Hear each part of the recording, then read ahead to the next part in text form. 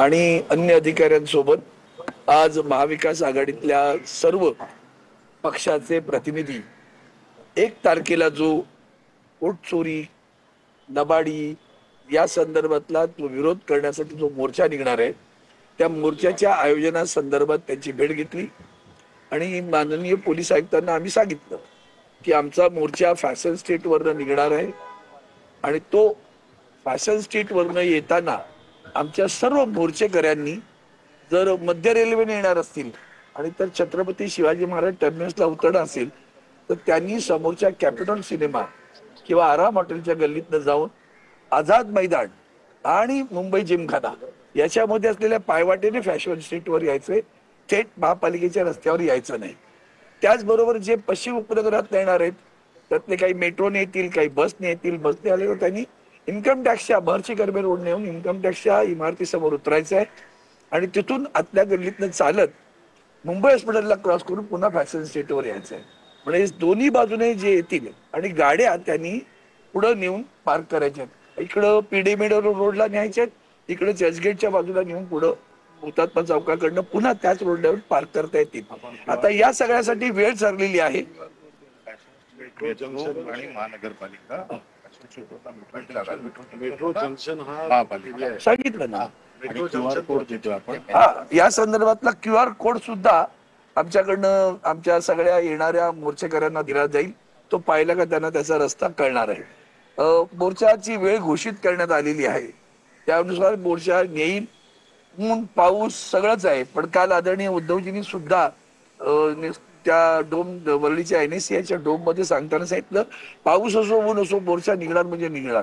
आता आपण पाहताय की माझ्यासोबत सचिन सावंत काँग्रेसचे आहेत, जितेंद्र आव्हाड आहेत राष्ट्रवादीचे, रेड्डी आहेत, बाळा नांदगावकर आहेत, हे सर्व पक्षाचे प्रतिनिधी जे आहेत. आमच्या शिवसेनेचे अनिल देसाई जे आहेत, इथं अनिल परब आहेत, माझे अभ्यंकर आहेत, गायकवाड आहेत, सगळी मंडळी आता बैठकीला होती आणि त्यानुसार आम्ही हे नियोजन आज केलेलं आहे. त्याला सर्वात आनंदाची गोष्ट की पोलिसांनी पूर्णपणे सहकार्य देण्याचं कबूल केलं.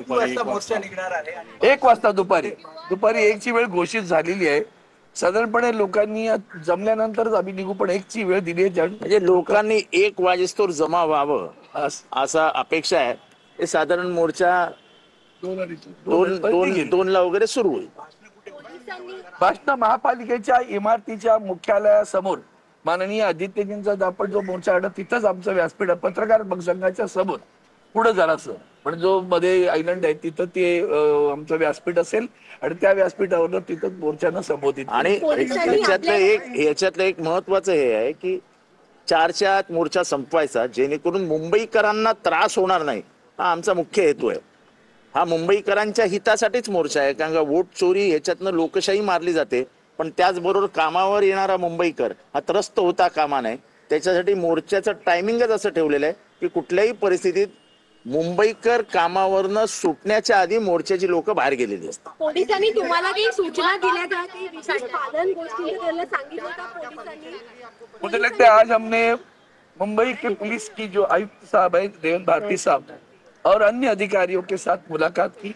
हमारे साथ में कांग्रेस पार्टी के सचिन सावंत, जितेंद्र आव्हाड जी, राष्ट्रवादी के बाळा नांदगावकर जी, हमारे मनसे के प्रभाकर रेड्डी जी, प्रकाश रेड्डी जी, कम्युनिस्ट पार्टी के सभी पार्टियों के नेतागण यहाँ उपस्थित है. हमारे पार्टी के सांसद अनिल देसाई जी है, माजी मंत्री हमारे अनिल परब जी भी है, वहाँ हमारे अभ्यंकर जी है, ये सभी, राखी यादव देखिए अभी कभी खड़ी थी, ये सभी यहाँ ये सभी पार्टी के नेतागण यहाँ उपस्थित रहे. और आज उनसे जब मुलाकात की तो हमने बता दिया कि ये जो वोट चोरी गद्दी छोड़ हम लोग नारा दे रहे थे लोकसभा में, उसी नारे को लेकर अभी मुंबई महापालिका जिला परिषदों के चुनाव होने वाले हैं. तो चुनाव में हम लोग जब राज्य के आयुक्त, चुनाव आयुक्त से मिले थे तो उन्होंने जब बताई असमर्थता कि जो बोगस वोटिंग उनके सामने लाने के बाद में भी वो उसके ऊपर क्या कार्रवाई करेंगे, वो तो आगे बढ़ रहे, तो उसकी प्रताड़ना करें, उसका निषेध करने के लिए हम सभी लोग, सभी पार्टी के नेतागण इकट्ठा कर हम लोग रैली निकाल रहे हैं.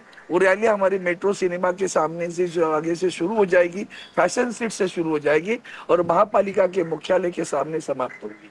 सभी पार्टी के सभी नेतागण वही संबोधित करेंगे और जो मार्ग बताया है उसका QR कोड निकलकर हम सभी को बताएंगे, इस मार्ग से आपको आना है, इस मार्ग से जाना है और इस मार्ग पे से गाड़ियां यहाँ रुकानी है।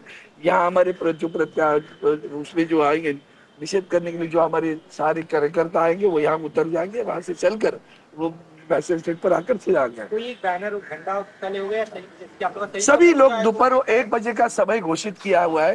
बैनर अपने अपने झंडे लेके लोग आए, क्या है उसमें? बताना है कि हम सब एक है, 5 उंगलियां सब इकट्ठे आए हैं, और क्या है? 1 बजे का समय घोषित किया है, लेकिन हमारे लोगों से ये कहना है और सभी से कहना है कि 2-2:30 बजे के बीच में से मोर्चा शुरू हो जाएगा और किसी भी हालत में हम 4 बजे से पहले मोर्चा खत्म कर देंगे, क्योंकि किसी भी मुंबईकर को हमें तकलीफ नहीं देनी है। मोर्चा की वजह से मुंबईकर फंस गए, ऐसे कल आप जो न्यूज चलाने वाले हैं उसको हमको रोकना है। तो किसी भी हालत में हम मुंबईकरों को तकलीफ नहीं देने वाले हैं। हमारा मोर्चा शुरू हो जाए, हमारी उम्मीद है कि लोग आना शुरू कर देंगे। 1 बजे तक, 2-2:30 बजे तक मोर्चा शुरू हो जाएगा, 1 घंटे में मोर्चा खत्म हो जाएगा, थोड़े बहुत भाषण होंगे और उसके बाद मोर्चा समाप्त हो जाएगा। त्याच्यात एकच बघाल तुम्ही की मुंबईमध्ये मोठ्या प्रमाणामध्ये कामगार त्याच्यामध्ये सामील होतील आणि कामगार सुटण्याचा वेळ स्वागत जरा आहे. इतक्या नंतर असतो, त्यामुळे त्यांना यायला 2-2:30 वाजणार, पण प्रचंड प्रमाणात मोर्चा होईल आणि या मोर्चामध्ये सगळे डावे पक्ष याच्यामध्ये सहभाग घेऊन गेल्याने मुंबईचे कामगार पण सहभाग किती गर्दी अपेक्षित आहे आपल्याला? परवेश, अभी जब हमने सभी आता सगळ्या नेत्यांच्या सोबत बैठक झाली, मोर्चा को तो आप याद है, अभी तो रैली के लिए हम माननीय आयुक्त साहब से मिले हैं, पुलिस कमिश्नर से मिले, उनके साथ में सारे अधिकारी गण थे, सभी ने सकारात्मक भूमिका ले ली, हमने कर दिया, उनको परमिशन मिला, ऐसे समझने की है। मराठी 2-3 प्रश्न घ्याल please? पूर्ण देशामध्ये एक राग आहे, त्यामुळे मोर्चा प्रचंड मोठा होईल। हा म्हणजे पक्षाचा मोर्चा असण्यापेक्षा हा लोकांचा मोर्चा असणार आहे, हा सत्याचा मोर्चा आहे। त्यामुळे मोर्चाला गर्दी किती होणार ही भविष्य सांगण्यासाठी आम्ही इथे उभे नाही। मोर्चाला लोक येणार, कार्यकर्ते येणारच, पण लोकांना आमचं मत लोकांचा चोरलं राग. जात आहे। या लोकांमध्ये पसरलेली अस्वस्थता आहे आणि ती अस्वस्थता तुम्हाला रस्त्यावर दिसेल।